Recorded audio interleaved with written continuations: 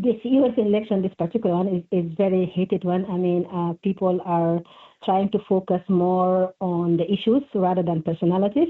And that is exactly what my focus is. So I have certain issues that are of importance to me. And I am just looking forward to see who might be articulating or addressing the issue that I'm concerned about more.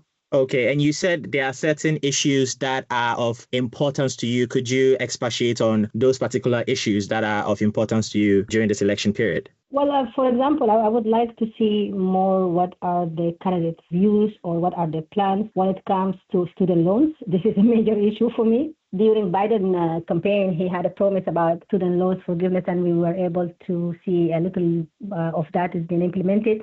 But also the issue of immigration, which is very important. So I'm yet to see who has the clear plan in terms of solving the issue of immigration in the United States. And do you feel the election has any impact at all back home, moving away from how it impacts you right here in the United States? Well, we're hoping that because the United States has a long-standing commitment to peace building in South Sudan.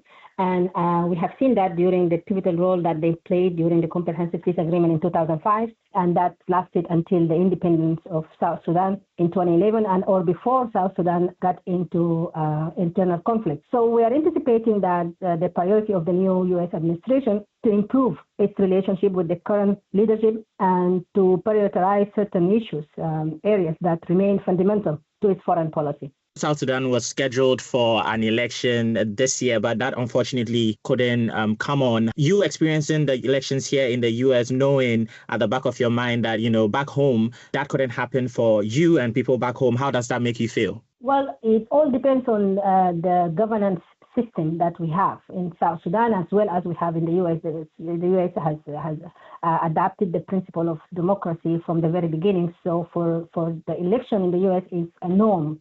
It's part of the norm. But for South Sudan, that's supposed to be a transition to democracy. Democracy is not yet understood or is not yet being adapted fully in the governance system of South Sudan. So I personally wasn't disappointed that the election did not happen because I knew it was not going to happen because we have to have certain things in place in order to have a credible election. And to end, my last question to you is, if you could speak to either of the candidates running for presidency here in the U.S., what question would you ask them and why?